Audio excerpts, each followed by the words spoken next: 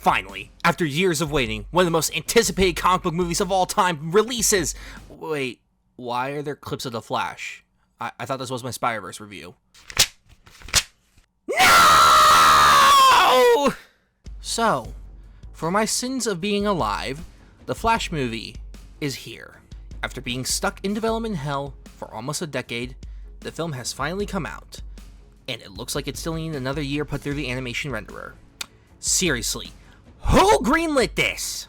Okay, before I get an aneurysm, there's some things we need to discuss first.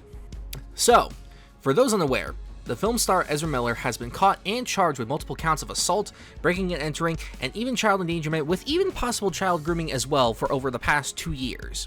While you could make the argument that one bad person's actions shouldn't speak for an entire film, given that this just came out and they filmed reshoots with Ezra after committing multiple crimes, I'm sorry, but playing ignorant and saying that Ezra will continue as the Flash is basically your green flag to Hollywood that if you're in a big enough role with enough money behind it, you can get away with anything. So, even though I was going to say to not see this film because it isn't that good to begin with, definitely don't see it to signal to Hollywood that letting people like Ezra get away with doing anything terrible is going to be bad for business. Now, anyone that just wants to hear me rant about this movie? Oh boy!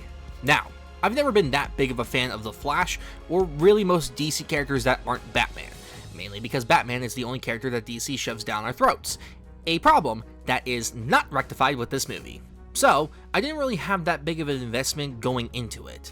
I thought the character in both versions of Justice League were fine, and before Ezra showed their true colors, I was at least excited to see them in the role. Obviously, that's changed now. The film comes to us from the director of both It movies, Andy Muschietti, and you can tell. See, while the first It is still a really good movie and holds up to this day, It Chapter 2 was a complete tonal mess with bad effects and even stranger humor. The Flash, while having its moments, is a tonal mess with bad effects and even stranger humor. From the get-go, you can tell what kind of movie you're in for, and that's not a good thing here. Most of the problems that persist throughout the movie are present in the opening. The strange and poorly done humor, the action having no stakes or weight to it, both in terms of consequences and actual people being there, and truly, some of the worst effects I've seen in any comic book movie since before the first Iron Man. That's not to say every single effect is bad. There can be some good shots and moments, but whenever there's a fake person or body, someone's de-aged, flying, Barry running and all, the fight scenes, the insanely poor green screens, okay, maybe it's throughout the entire goddamn film. I don't know what the hell happened here, because I know it wasn't a lack of time or money. This film had both. It was pushed back several times, not just for reshoots, but for making sure the effects were good, and you cannot tell at all. Like, people will complain about MODOK, and rightly so, but considering that whenever there's a fake person or DH person and they look like they stepped out the fucking Polar Express, we've got a problem here, people. One of the biggest things surrounding this movie is the idea that it's a multiverse movie that's going to reset everything in the DC universe, and that's not entirely true. Yes, Barry essentially travels to another universe, but the only changes that we see are his mom is alive, Michael Keaton is Batman, and Supergirl is here instead of Superman. After getting films like Everything Everywhere All at Once and the Spider-Verse movies, if you want to sell me on this being a bad thing that Barry's stuck in a different universe, then you need to make it more different than just Eric Stoltz starring in Back to the Future instead of Michael J. Fox. And this brings us to another big issue with the movie, the complete lack of stakes.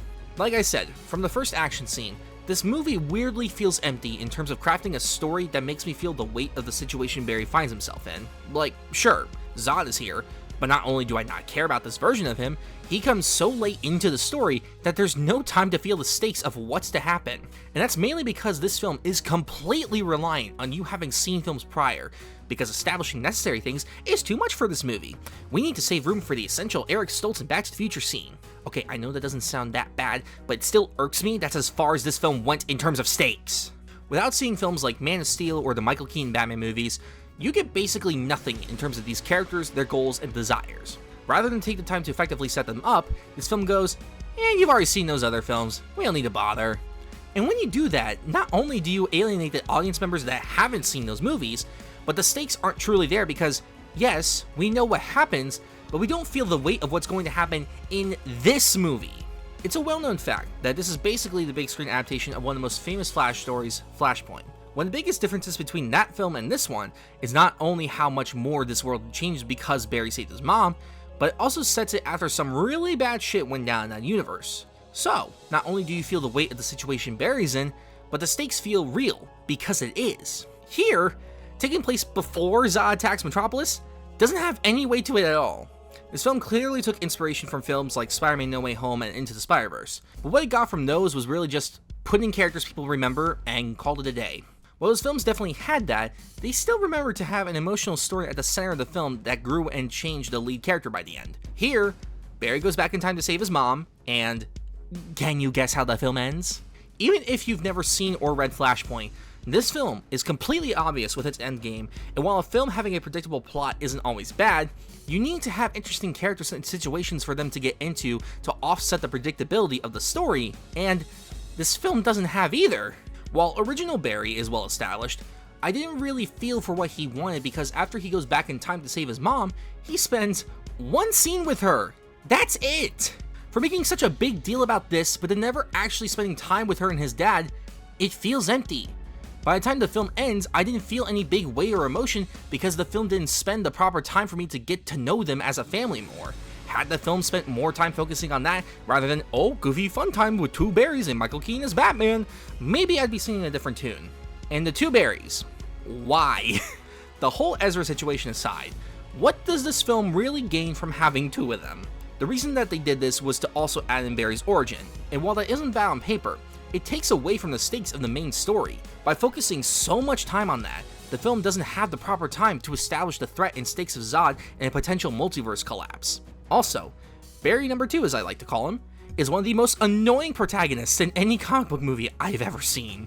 Every line and joke from him just made me want to punch him in the face, and while I think that was their goal to a certain extent, it shouldn't have been that way the whole movie.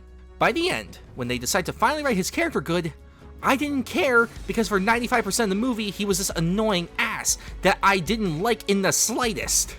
And then there's the Batman of it all. While the marketing leaned heavily into Michael Keaton back as Batman, he doesn't show up until halfway through and I just didn't care. Like I said earlier, this film doesn't do any interesting writing or exploration of his character, so when he decides to cut his long hair and suit up again, it's not this triumphant moment of a hero rediscovering himself, it's just, fine, I'll put on the damn suit, you happy? Even the action scenes of him as Batman, not once did I believe Michael Keaton was anywhere near that suit when it happened. Typically, fight scenes like that will have moments of close-ups and certain shots of the actor doing the action themselves to help sell the illusion it's them, but not here. If he isn't a rubbery CGI man flying around, it's just a stunt guy. Yay, I love my nostalgia, give me more please. Even new characters like Supergirl, Iris West, or returning characters like Zod barely get the screen time they need to be proper characters or fleshed out. So, when shit hits the fan, even if they gave a good performance, I didn't care because this film didn't give me the time to care. And the action. Oh, the action. This film, more than any DC film, made me appreciate what Zack Snyder could do as a director for superhero films. Now, that's not to say this is fixed by critiques of his DC films. There's still plenty, but above all else, this film showed that Snyder is one of the very few comic book directors to know how to film characters that have powers like Superman, The Flash, or even people like Batman. They all felt like they had weight to them, and you could always feel the force of their punches, the way Superman flew, or how Barry runs super fast. While the effects could still not be the greatest, it was leagues better than what this film gives us. Not once in any action scene did I believe there was a real person on set or that someone was throwing a punch. There's a very short one-take fight here that not only looks bad, but feels fake. It didn't feel like anyone was actually getting punched or thrown around. The final battle?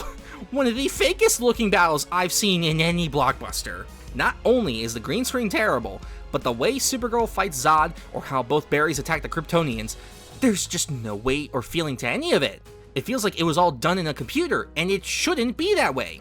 Also, setting it in this bland desert setting with nothing in sight is such a bore to watch.